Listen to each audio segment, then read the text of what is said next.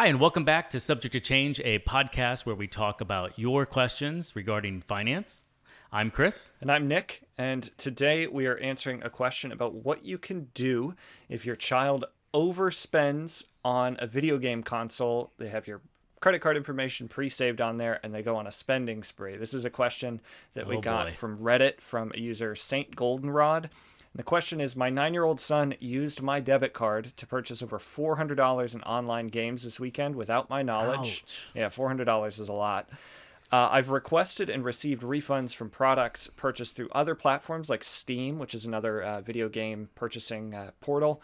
But the bulk of the transactions on this particular scenario involve Nintendo. And Nintendo has a strict no refund policy when it comes to all of their downloadable games. What are my options, if any at all? I need this money back in my account so that I can pay bills at the end of the month. Well, that's just unfortunate. Yeah.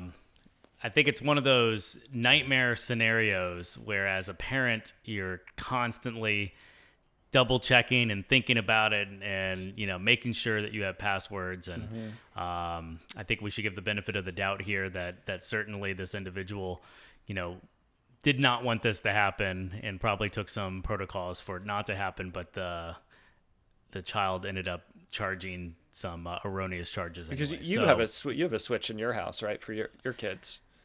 We do. So we have two kids, 10 years old and 6 years old. And, I am constantly thinking about the password or, what could they do if in terms of charging on the phone, on the iPad, on all the devices. And it's a lot to worry about for sure. Yeah, I think I have my Switch. I actually have my Switch right here next to me in the office.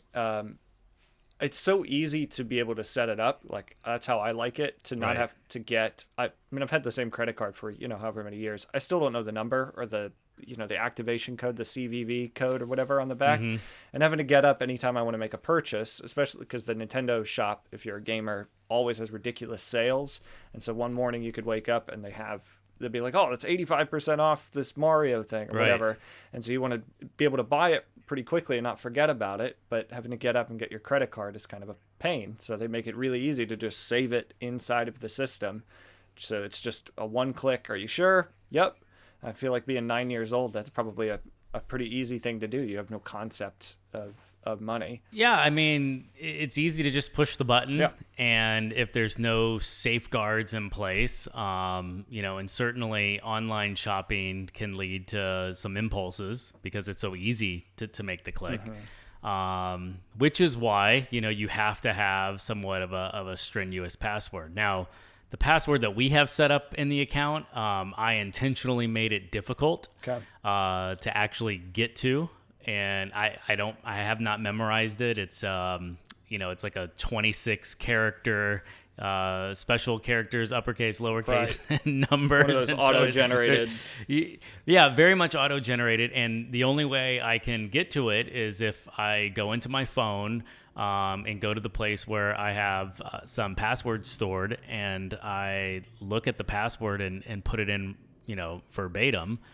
And because it's arduous, when someone wants to buy something, it's easier to say not right now or no. So I kind of did that on purpose so that, personally, not necessarily just for the kids, but so I don't tend to buy things as well.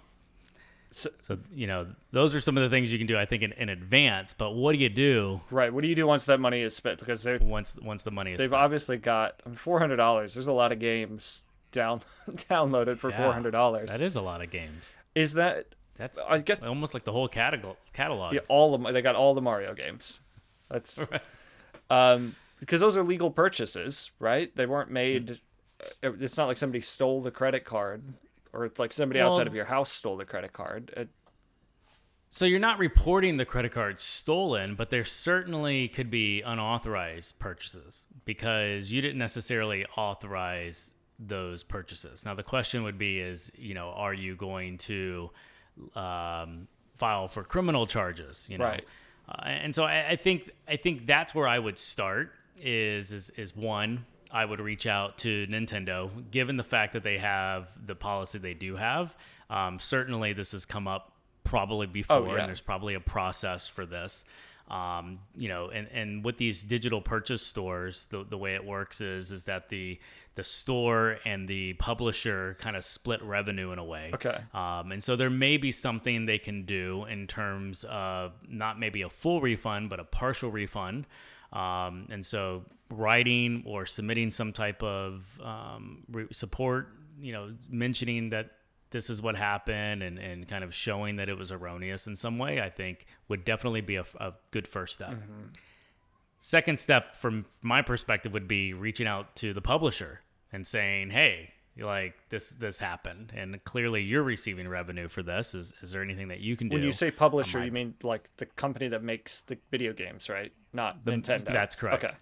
You're right. Well, maybe Nintendo, in your case, you had said all the Mario games. Maybe they are both the store and the publisher. So, yeah, you might have to reach out to both of those folks if they're different. And then lastly, I think it's reaching out to your credit card or debit card company and explaining to them that these were unauthorized charges. And what is it that you could do for these unauthorized charges? Apple has a very similar policy. Right. And I have some secondhand knowledge of, lots of money being charged as well, and a good portion of that money coming back.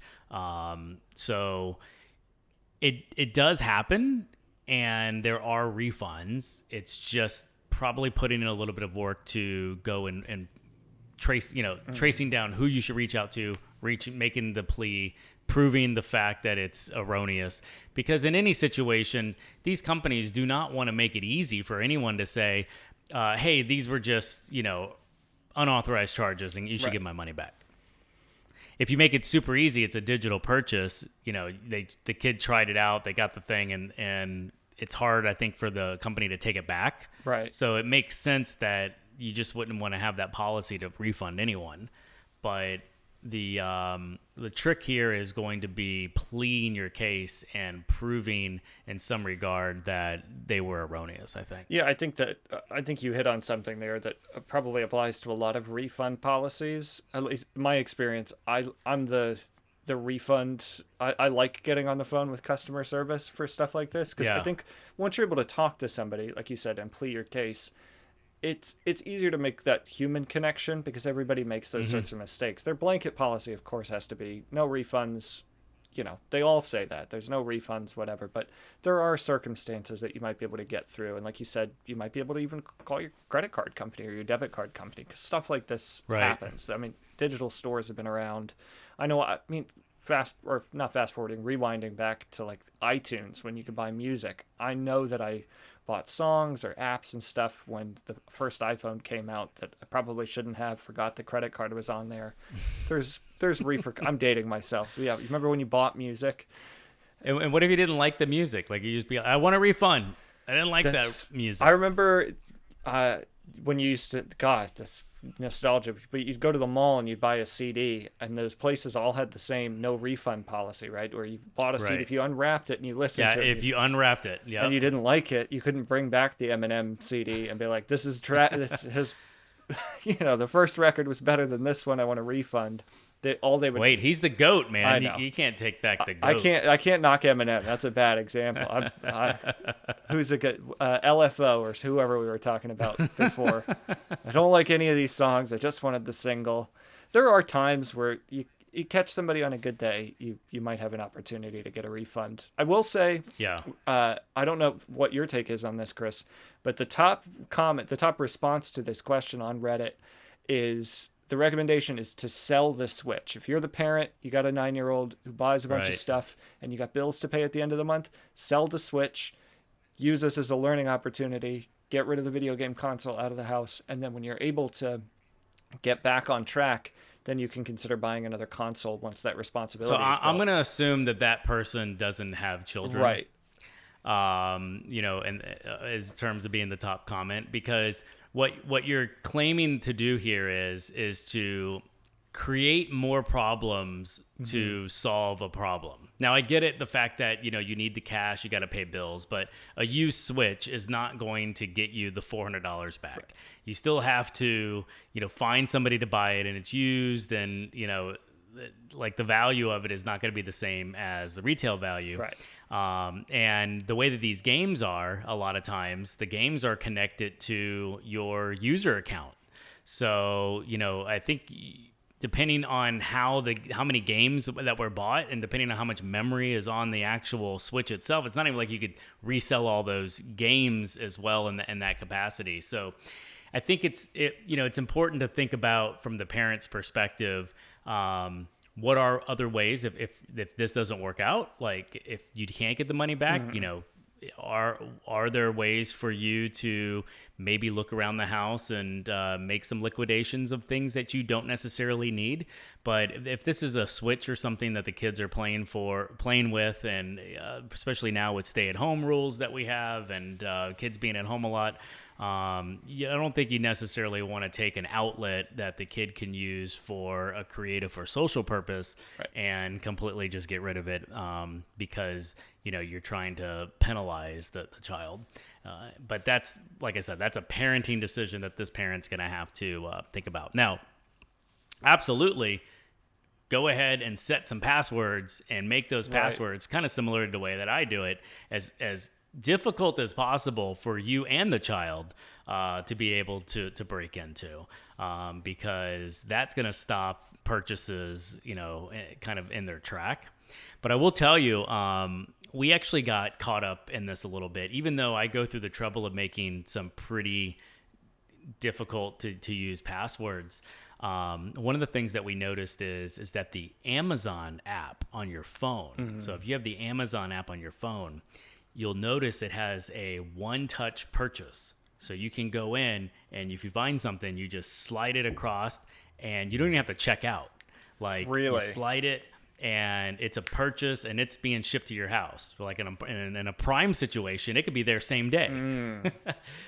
Well, one of the rules that we have in our house is, everybody's house is different, but one of the rules we have in our house is that everyone's phone is set to the same passcode.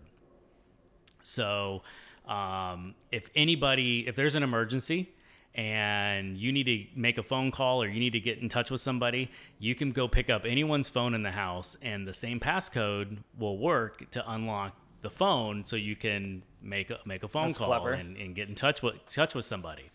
And so, our phone and the kids' devices all have the same passcode. So the kids at any time can pick up my phone and enter the passcode and actually have access to my phone. And so the Amazon app doesn't actually have a separate password where you can prevent someone from just swiping that thing over. So the other day, my wife and I were having a conversation, and we were going through some of the purchases, and she goes, what is this purchase for these toys? I don't remember these purchases. Like, did the kids just buy something on here? And that's kind of what, came up when we were thinking about it. And turns out they were birthday presents that we had bought for nieces and nephews that just happened to kind of come through, and we didn't remember that the purchase had been made. That's what it ended up being. But the first fear I had was that, man, you could just log into any one of our phones. Right. So now I'm literally going through and trying to figure out a solution so that I can lock down the Amazon app. So leave in the comments below if you have any recommendations on how to lock down the Amazon app.